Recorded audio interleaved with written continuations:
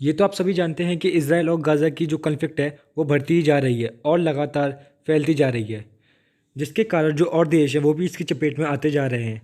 और आपने ये तो सुना ही होगा कि अगर इस इलाके में एक बार युद्ध शुरू हो गया तो यहाँ बहुत इंस्टेबिलिटी फैल जाती है और इसके आसपास वाले इलाके में वहाँ भी इंस्टेबिलिटी फैल जाती है। और ये रहा हमारा एशिया का मैप, जिसमें ये है हमारा प्यारा देश भारत और इधर है इज़राइल। इसी इलाके में कॉन्फ्लिक्ट बढ़ती ही जा रही हैं और ये है इज़राइल के पास का मैप, जिसमें ये है इज़राइल और गाज़ा पट्टी। इज़राइल लगातार बम्बार्डिंग करता जा रहा है गाज़ा पट्टी पे और इन रिटर्न गाज़ा पट्टी भी रॉकेट मिसाइल दागती जा रही है इज़राइल के इस वाले इलाके पे। और ऊपर देखिए, जो ये ऊपर वाला इलाका है सीरिया, इसने आज 3 मिसाइल दागी हैं इज़राइल में, जिसमें कि 2 दाग पाया है और एक तो इसी के पास खुद ही गिर गई है। जैसा कि ये फोर्ब्स का न्यूज़पेपर बताता है, Israel says rocket attack from Syria in the north amid Gaza fighting in south. तो इस आर्टिकल में बताया गया है कि जो सीरिया है वो लगातार मिसाइलें दागते जा रहा है और हो सकता है जो ये 2 फ्रंट वॉर चल रहा है अब ये 3 फ्रंट वॉर में कन्वर्ट हो सकता है। जो जॉर्डन है, जॉर्डन भी यहाँ पर अटैक कर सकता है इसराइल पर, लेकिन अभी तो वो चुपचाप बैठा हुआ है, अभी वो किसी से कुछ नहीं कह रहा। अगर अटैक करता है तो इसराइल को 3 फ्रंट वॉर झेलना पड़ सकता है। और ये देखिए, ये इसराइल की डिफेंस फोर्स ने ट्वीट करके बताया है कि 3 rocket were just fired from Syria toward Israel, one of which fail in Syria.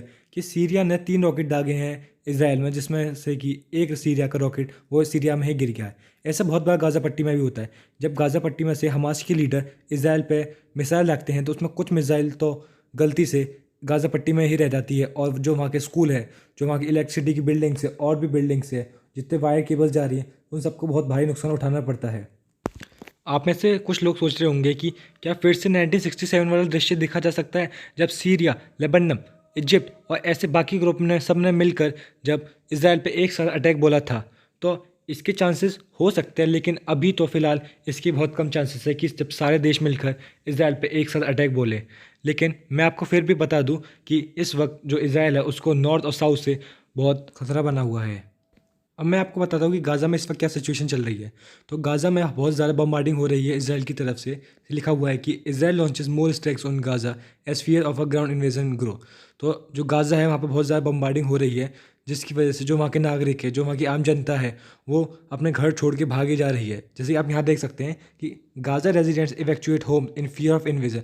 जैसा कि इसमें लिखा हुआ है कि जो गाज़ा के लोग हैं वहाँ पर रहने वाले, वो डर की वजह से अपना घर छोड़ के भाग रहे हैं। अब उनके पास सिर्फ 2 ऑप्शन बचते हैं, या तो वो सिर्फ मेडिटेरियन सी में छलांग लगा दें, जो कि वो ऐसा करेंगे नहीं क्योंकि फिर भी मर ही जाएंगे, या फिर जो गाज़ा है उसकी एक बॉर्डर लग रही है इजिप्ट से। किससे? इजिप्ट से। तो लोग यहाँ से भाग के इजिप्ट की बॉर्डर पर जा रहे हैं। और इजिप्ट ने भी कह दिया है कि Egypt preaches for cross border influx of bounded Palestinians from Gaza. तो इजिप्ट ने ये कह दिया है कि जितने भी जो गाज़ा में और जो पैलेस्टीन वाले लोग हैं वो चाहे हमारे देश में आ सकते हैं और उनको हम सारी हॉस्पिटल की जितना भी खर्चा है हम दिखाएंगे, उन लोगों को सारा खर्चा हम उठाएंगे। तो जो ये स्टेप चला है इजिप्ट ने, ये इजिप्ट ने बहुत बढ़िया स्टेप चला है, जो कि गाज़ा के लोगों की मदद करने का स्टेप। यहाँ पे इसका मतलब ये नहीं है कि जो इजिप्ट के लोग हैं वो या फिर इजिप्ट की जो गवर्नमेंट है वो डायरेक्ट इन्वॉल्व होगी किसमें, वॉर में। ऐसा मुश्किल ही देखा जाएगा कि इजिप्ट की जो गवर्नमेंट है वो फिर से वॉर में इन्वॉल्व होगी, क्योंकि जब पहले युद्ध हुआ था इजिप्ट का इसराइल से, तो इजिप्ट उसमें अपनी बहुत ज़्यादा ज़मीन हार चुका था। तो इस बार मुश्किल ही है कि जो इजिप्ट है वो इस पर हमला बोले। इसीलिए बस वो सिर्फ इसराइल की आलोचना कर रहा है और उससे कह रहा है कि ये युद्ध वापस ले ले और गाज़ा के लोगों को पहले अटैक ना करे। पर इसराइल है कि जो मानने वाला है ही नहीं। आपको जानते ही इसराइल ऐसा है ही नहीं कि वो एक बार में मान जाए कोई उसे कहे। तो इसराइल उसकी बात नहीं मानना, और जो इजिप्ट है वो लोग बस सिर्फ इनको एड प्रोवाइड करवा रहे हैं, मेडिकल एड, कि इनको गाज़ा वाले लोगों को। और मुश्किल ही है कि अभी 1-2 दिन में ये युद्ध खत्म हो रहा है, क्योंकि इसराइल के जो पीएम है बेंजामिन नेतन्याहू, उन्होंने कहा है कि Israel PM Benjamin Netanyahu on conflict with Hamas in Gaza, कि उन्होंने ये कहा है कि जो ये अभी लड़ाई है ये अभी ख़त्म नहीं हो सकती है और ये अभी और कुछ दिनों तक चलती रहेगी, जब तक कि हम अपना बदला पूरा ना ले लें। ये तो हो गया साउथ का केस।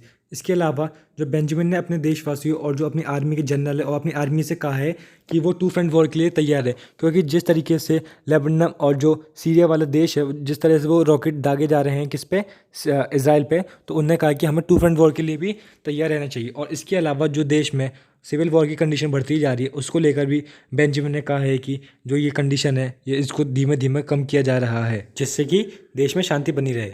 इसमें आप लोगों का क्या मत है कि इसराइल को ये युद्ध रोक देना चाहिए या फिर नहीं? और ऐसे ही अपडेट के लिए हमारे चैनल को सब्सक्राइब करें।